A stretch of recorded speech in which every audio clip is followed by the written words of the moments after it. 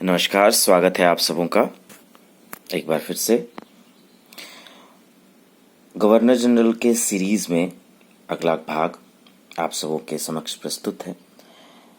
इससे पहले कि हम अपनी अगली लड़ाई जो कि पलासी के बाद बक्सर की लड़ाई थी उसके विषय में चर्चा करें, मैं कोशिश करूंगा आपको कि 3 मेन स्टेशंस जो कि अंग्रेज़ों के द्वारा बनाए गए थे उसके बारे में आपको बता दूं।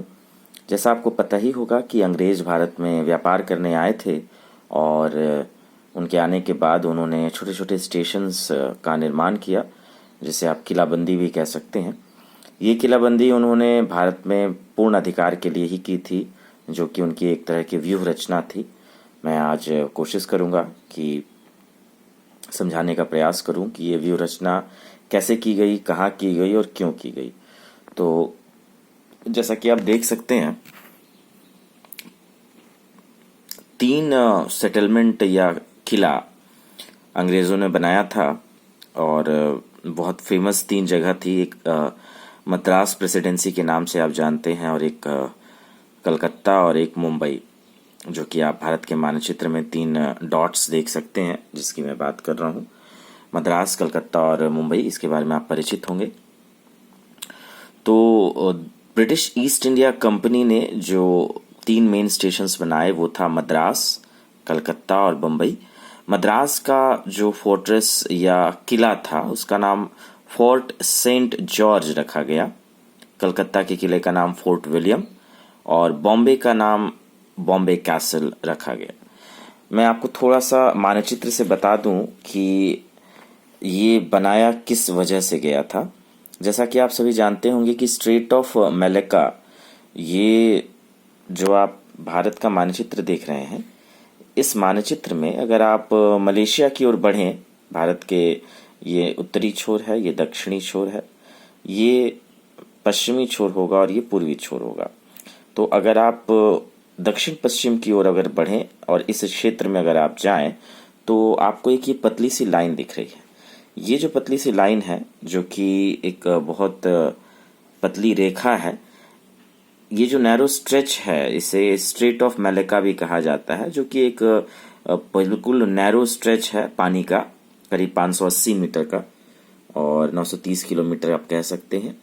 और ये है मलेशिया पेनिनसुला और इंडोनेशिया आइलैंड और सुमात्रा के बीच में। तो मलेशिया और इंडोनेशिया आइलैंड ऑफ सुमात्रा जो है उसके बीच में ये पतली धारी आपको मिलेगी, और main shipping channel between the Indian ocean and the Pacific ocean, यानी कि इंडियन ओशन को पैसिफिक ओशन से मिलाने वाली ये रेखा, जो कि एक पतली सी बिल्कुल पानी की नैरो स्ट्रेच है 930 किलोमीटर की, बहुत प्रभावी थी। और ये एक बहुत बड़ा व्यापार मार्ग था, आज भी है। और इस व्यापार मार्ग तक पहुंचने के लिए आपको यहाँ से नियरेस्ट एक स्टेशन बनाना ज़रूरी था। तो ये जो जगह आप देख रहे हैं जहाँ पर स्टेशन बनाने की कोशिश की गई थी वो है मद्रास।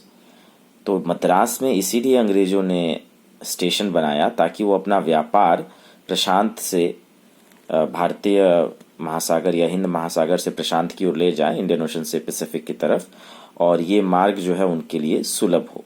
इन्होंने जो 3 सेंटर बनाए उसमें पहला ये सेंटर बहुत बहुत मायने रखता था, और इसका मेन कारण है स्ट्रेट ऑफ मलक्का और या फिर ये पतली सी रेखा। इसके बारे में आप आगे भी पढ़ाई कर सकते हैं। मैं कोशिश करूंगा एक अगला वीडियो बहुत अच्छे से इसके ऊपर बनाऊं। मैं जल्दी जल्दी बताने का प्रयास करता हूं तीनों किलाबंदी के बारे में। तो शुरुआत करते हैं फोर्ट सेंट जॉर्ज से। तो जैसा कि आप सभी जानते हैं कि 1600 ईस्वी में जो ईस्ट इंडिया कंपनी थी वो भारत आई व्यापार के लिए, और इन्होंने एक लाइसेंस लिया जो कि सूरत में था। सूरत गुजरात के क्षेत्र में पड़ता है, आप देख सकते हैं मैप में कि गुजरात के क्षेत्र के पास एक छोटी सी जगह है सूरत, बहुत फेमस है सूरत। सूरत में इन्होंने लाइसेंस लिया ट्रेडिंग करने का, और for spice trade made a port closer to the Malaccan straits, यानी कि मसालों का व्यापार करने के लिए इन्होंने मलक्कन स्ट्रेट के पास एक छोटा सा पोर्ट बनाया। ये मद्रास के पास की ही बात हो रही है।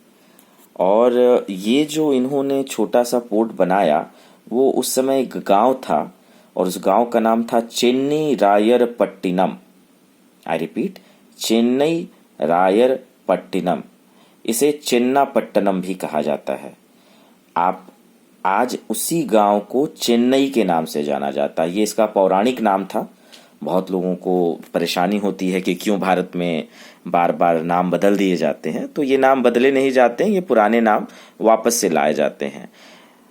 तो ये जो चेन्नई रायरपट्टिनम ग्राम था वही आगे जाकर मद्रास बना। मद्रास का कोई अर्थ नहीं होता है, अपने आप में ही ये बहुत ही विवादास्पद है, परंतु ये जो चेन्नई रायरपट्टिनम गांव के पास जो पोर्ट बनाया गया वही पोर्ट आगे जाकर एक हार्बर में या फोर्ट में यानी कि किले में कन्वर्ट हुआ। तो जब इसका कार्य प्रारंभ हुआ तो करीब करीब 1644 ईस्वी के आसपास इस किले का निर्माण समाप्त हुआ। 23 अप्रैल का दिन था और 23 अप्रैल का दिन सेंट जॉर्ज दिवस के रूप में मनाया जाता है। करीब 3000 पाउंड कॉस्ट पड़ा इस किले को बनाने के लिए, और चूंकि इसका समापन या इसका उद्घाटन 23 अप्रैल को हुआ था, इसलिए इस फोर्ट का नाम सेंट जॉर्ज के नाम पर रखा गया, फोर्ट सेंट जॉर्ज। ये जो पूरा का पूरा गांव था वो धीरे धीरे लोग व्यापार के कारण बसने लगे और अंग्रेजों की भी ज़रूरत थी लोगों की, तो धीरे धीरे ये एक सेटलमेंट में बदल गया और जिसे जॉर्ज टाउन के नाम से जाना गया। कालांतर में जो जॉर्ज टाउन या ब्लैक टाउन था उसे एक पूरी तरीके से प्रेसिडेंसी बनाई गई, सिटी बनाई गई, नगर बनाया गया। उस सिटी, नगर या प्रेसिडेंसी का नाम था मद्रास और वहाँ के रहने वालों को बोलते थे मद्रासी। इसके पीछे, इस नामांकन के पीछे क्या कहानी है मैं किसी अन्य वीडियो में आपको बताऊंगा, पर ये पूरी मद्रास प्रेसिडेंसी की कहानी है जिसे आज के डेट में आप चेन्नई कहते हैं। तो ये इनका फोर्ट बना और इस फोर्ट का नाम रखा गया फोर्ट सेंट जॉर्ज, जो कि बना मद्रास में। अगले पोर्ट के बारे में मैं जल्दी से जाता हूँ। अगला जो पोर्ट है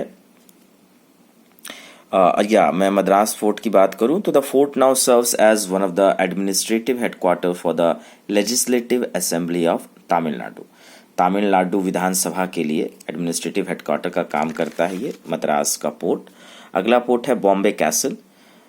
तो ये जो आप बॉम्बे कैसल देख रहे हैं वो मुंबई के आसपास है और बॉम्बे कैसल को कोसा दी ऑर्टा भी कहा जाता है और ये बनाया गया था, मैनर हाउस भी इसे कहते हैं। पोर्टुगीज नोबलमैन थे gratia D aorta. Gratia D aorta जो पोर्टुगीज थे उन्होंने ये इसे बनाया था और ऑर्टा ने इसे लीज पे दिया था बम्बई के किंग को, जो कि पुर्तगाल के थे, 1554 से 1570 ईस्वी के आसपास।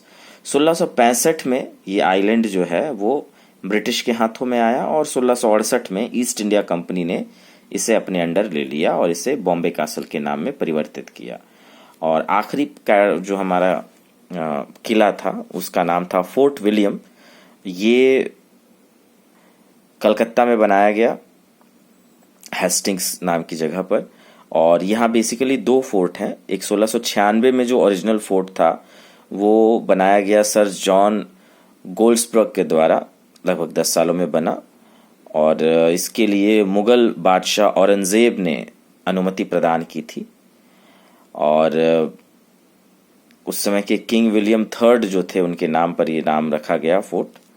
1756 ईस्वी में नवाब सिराजुद्दौला ने जो हमला किया था, आपको याद होगा, हमने पलासी के बारे में पढ़ा था, तो उस समय जो लड़ाई हुई थी उसमें उन्होंने कैप्चर कर लिया ये फोर्ट और पूरे के पूरे नगर को भी, और उसका नाम बदलकर उन्होंने क्या रखा, अलीनगर।